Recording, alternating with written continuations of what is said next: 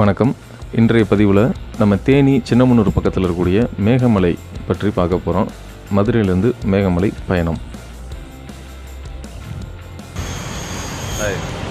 இப்போ மேகமலை நோக்கி மதுரையிலேருந்து பயணம் மேற்கொள்கிறோம். 2 வீலர்லேயே போகிறோம். ஆனால் அண்ணன் வீட்டில் சொல்லலை, போயிட்டு வர்றோம். தேனிக்கு வேலை மேகமலைக்கு போய்கிட்டு இருக்கோம். மதுரை தேனி ரோட்டில் இன்னும் இங்கேருந்து ஒரு 70 கிலோமீட்டர் இருக்குது. போயிட்டுருக்கோம்.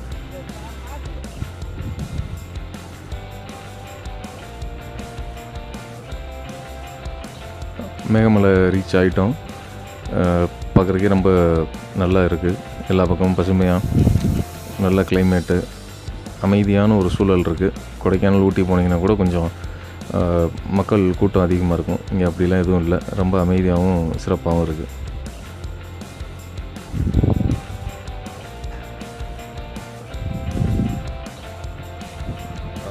மேகமலை ரீச் ஆகிட்டோம். இங்கே தங்குறதுக்கு ஹோட்டல்ஸ் எதுவும் கிடையாது. இங்கே நெடுஞ்சாலைத்துறைக்கு சொந்தமான ஆய்வு மாளிகை தான் இருக்குது. அங்கே தான் நீங்கள் தங்கணும். தங்குறதுக்கு ஒரு நாளைக்கு ஒரு ரூம் 1600 வரைக்கும் சார்ஜ் பண்ணுறாங்க. இது டவுன் பஞ்சாயத்து பக்கத்தில் இருக்கக்கூடிய ஒரு தண்ணீர் பகுதி. இங்கே நீங்கள் காலையில் ஏர்லி மார்னிங் வந்தீங்கன்னா எல்லா விதமான விலங்குகளையும் பார்க்கலாம். நிறைய விலங்குகள் தண்ணி குடிக்க வரும். நாங்கள் இன்றைக்கி காலையில் ஒரு மானும் அதனுடைய குட்டியும் நீர் குடிக்க வந்ததையும், அதை ஒரு 10 சென்னாய் விரட்டினதையும் பார்த்தோம்.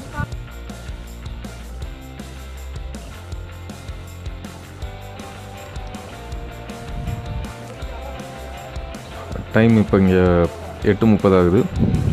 ஆனாலும் இன்னும் கிளைமேட் ரொம்ப நல்லா இருக்குது. குளிர் ரொம்ப இருக்குது.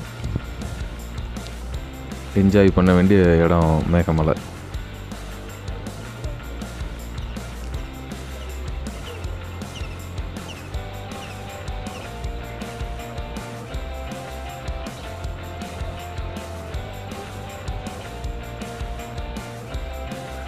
இது நாங்கள் தங்கியிருந்த ஹைவே விஸ்லேருந்து ஒரு 7 கிலோமீட்டர் மேலே வந்திருக்கோம்.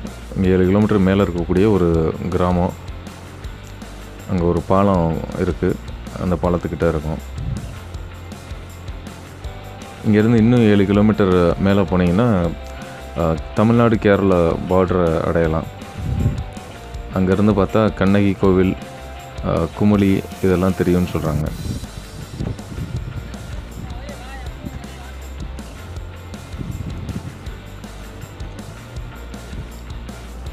மேகமலை நம்ம போய் என்ஜாய் பண்ணக்கூடிய ஒரு அற்புதமான இடம். தனிமையை விரும்பக்கூடியவங்க, மன நிம்மதியை விரும்பக்கூடியவங்க, ஒரு மனதுக்கு இதமான இடத்துக்கு போகணுன்னா மேகமலை கண்டிப்பாக போய் வாருங்க. ரொம்ப சிறப்பாக அமையும். மறந்துடாமல் இந்த பேஜை சப்ஸ்கிரைப் பண்ணுங்கள். நன்றி, வணக்கம்.